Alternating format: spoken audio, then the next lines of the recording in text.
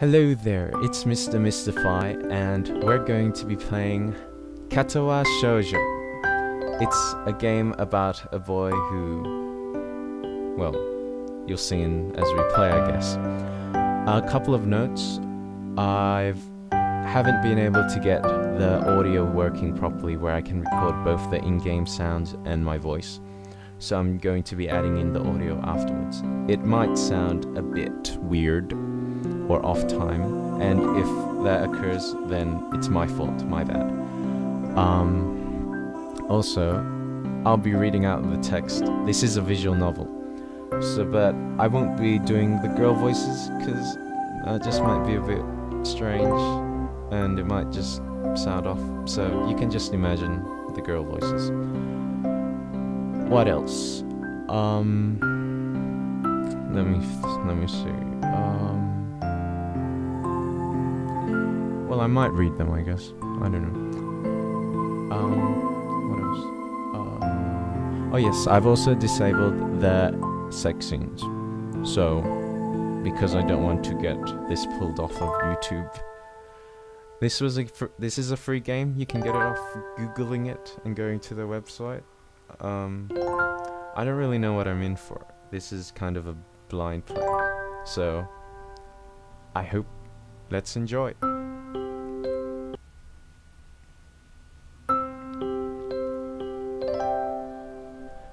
A light breeze causes the naked branches overhead to rattle like wooden wind chimes. This is a popular retreat for couples in the summer. The deciduous trees provide a beautiful green canopy far out of sight of teachers and fellow students. But now, in late winter, it feels like I'm standing under a pile of kindling. I breathe into my cupped hands and rub them together furiously to prevent them from numbing in this cold. Just how long am I expected to wait out here anyway? I'm sure the note said 4 p.m. Ah yes, the note slipped between the pages of my math book while I wasn't looking. As far as cliches go, I'm more of a fan of the letter in the locker, but at least this way shows a bit of initiative. As I ponder the meaning of the note, the snowfall gradually thickens.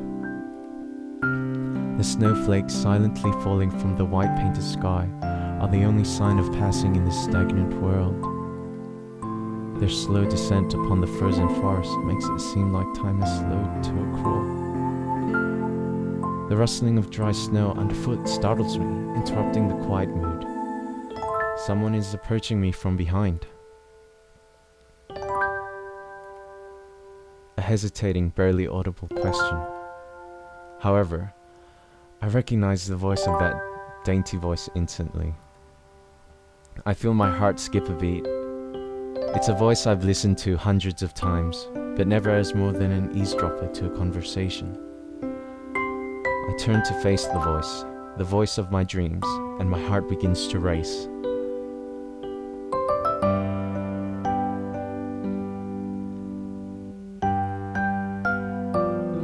Iwanako, I got a note telling me to wait here. It was yours? Damn it, I spent all afternoon trying to come up with a good line, and that was the result. Pathetic.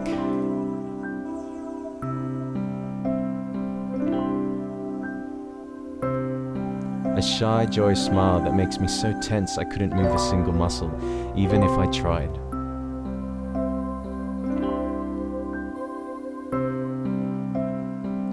My heart is pounding now, as if it were trying to burst out from my chest and claim this girl for itself. So, here we are, out in the cold. Once again, the wind stirs up in the branches. The cacophonous noise is music to my ears. Iwanako flinches ever so softly against the gust of wind. As it passes, she rights herself, as if supported by some new confidence. Her eyes lock with mine, and she lazily twirls her long dark hair around her finger. All the while, the anxious beating of my heart grows louder. My throat is tight. I doubt I could even force a word out if I tried.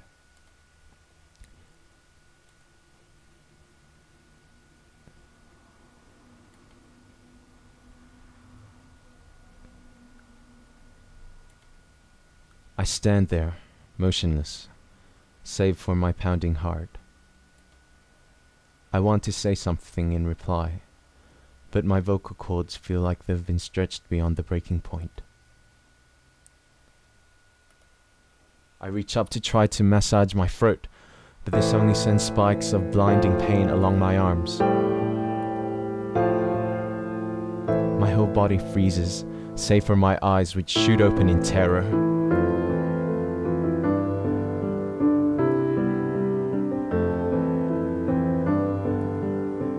The beating in my chest suddenly stops, and I go weak at the knees. The world around me, the canopy of bare branches, the dull winter sky, Iwanako running towards me, all these fade to black. The last things I remember before slipping away are the sounds of Iwanako screaming for help and the incessant clatter of the branches above.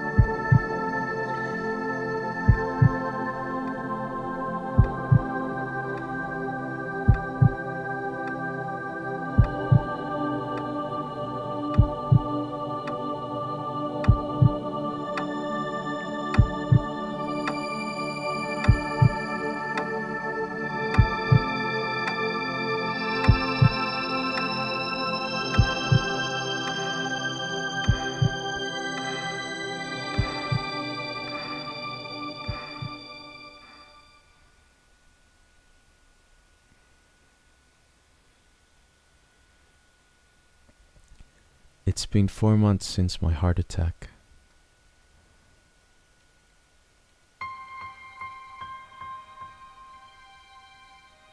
In that whole time, I can probably count the times I've left this hospitalized room unsupervised on one hand.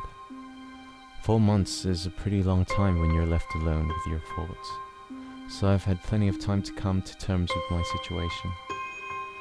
Arrhythmia, a strange word, a foreign, alien one that you don't want to be in the same room with. A rare condition.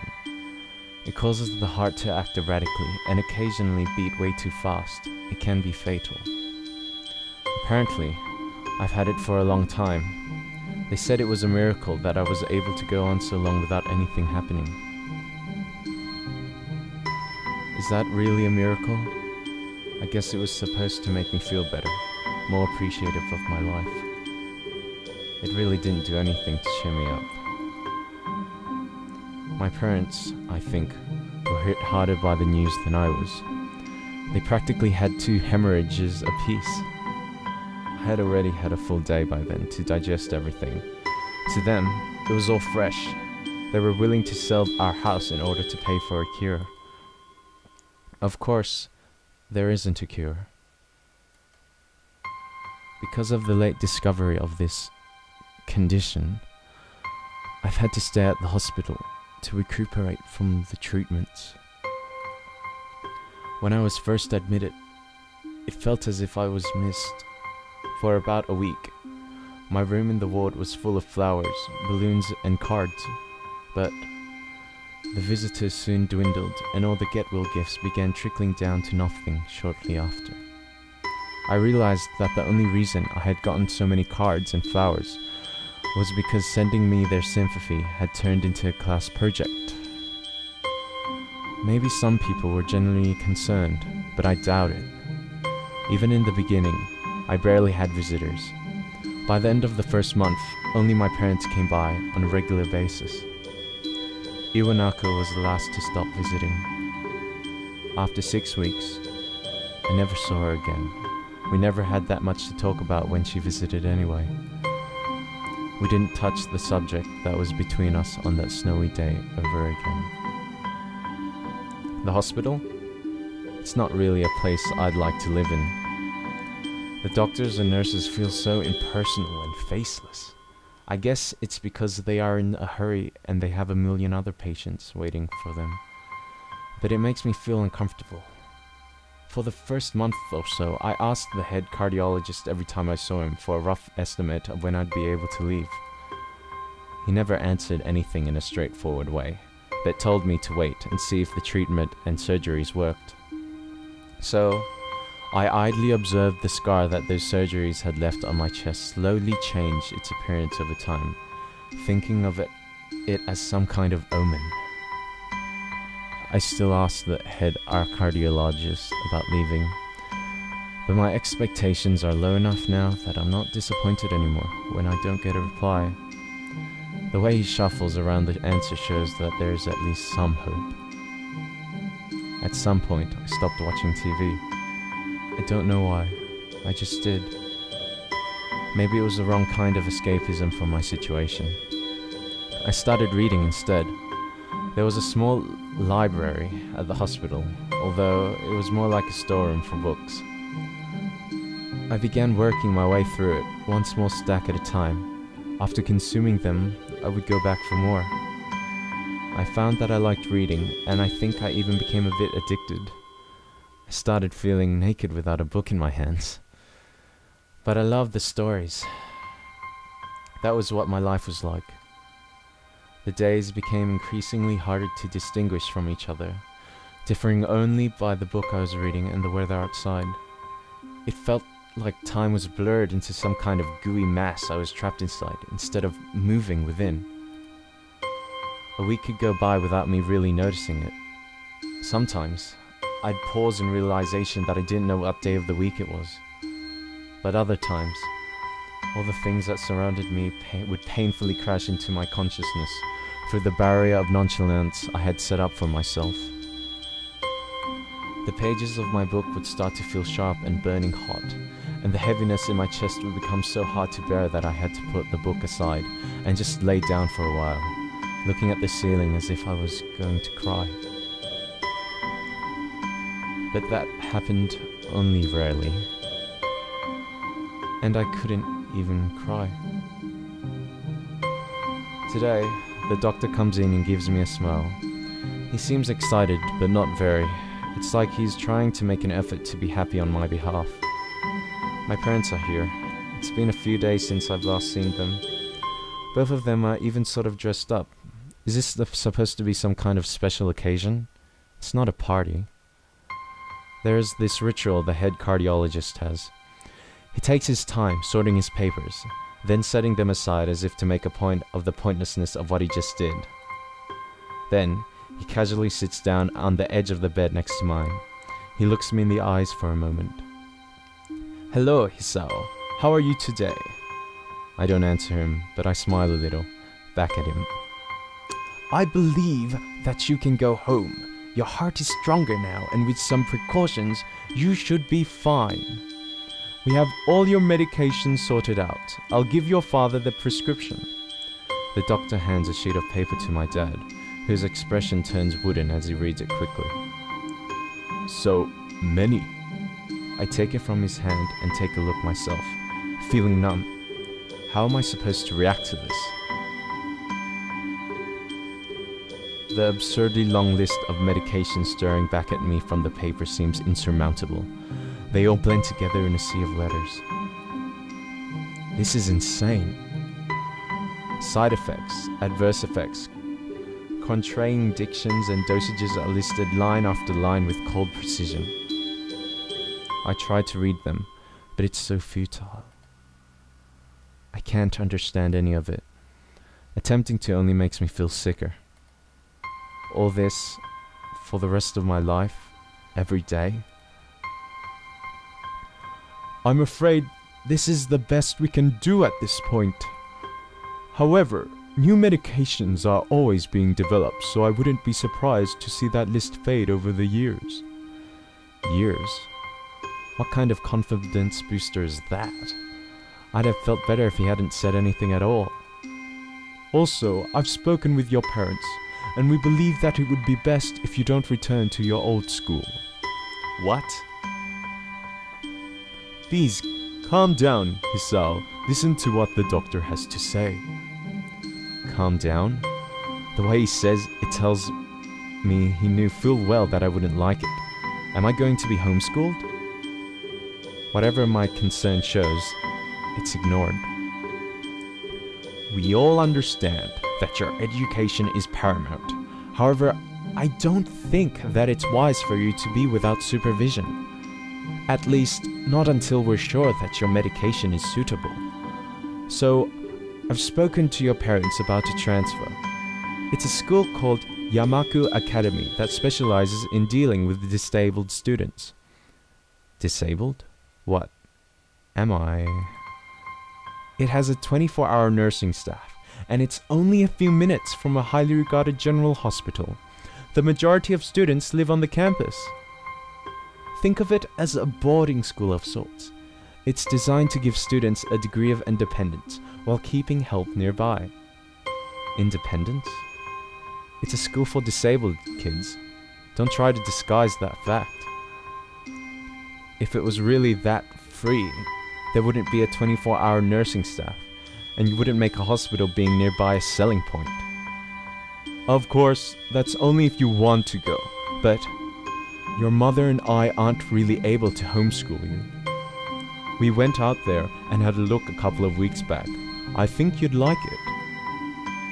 It looks like I really don't have a choice. Compared to other heart problems, people with your condition usually tend to live long lives. You'll need a job one day, and this is a good opportunity to continue your education. This isn't an opportunity. Don't call it an opportunity. Don't call it a goddamned opportunity. Well, you should be excited at the chance to go back to school. I remember you wanted to return to school, and while it's not the same one... A special school. That's an insult. That is what I want to say. It's a step down. It's not what you think. All of the students there are pretty active in their own sort of way. It's geared towards students that can still get around and learn, but just need a little help in one way or another. Your father's right, and many of the graduates of the school have gone on to do amazing things. A person doesn't have to be held back by their disability. One of my colleagues in another hospital is a graduate. I don't care. A person doesn't have to be held back by their disability. That's what a disability is. I really hate that something so important was decided for me. But what can I do about it? A normal life is out of the question now. It's funny. I had always thought my life was kind of boring, but now I miss it. I want to protest. I want to blame this lack of reaction on shock or fatigue. I could easily yell out something now, something about how I can go back to school anyway. But no, I don't say anything. The fact is, I know now it's futile. I look around the room, feeling very tired of all this. The hospital, doctors, my condition, everything. I don't see anything that would make me feel any different. There really isn't a choice. I know this, but the thought of going to a disabled school, what are those even like? As much as I try to put a positive spin on this, it's very difficult. But let me try. A clean slate isn't a bad thing. That is all I can think of to get me through this. At least I still have something, even if it's a special school. It's something, it's a fresh start, and my life isn't over. It would be a mistake to just resign myself to thinking that. At the very least, I'll try to see what my new life will look like.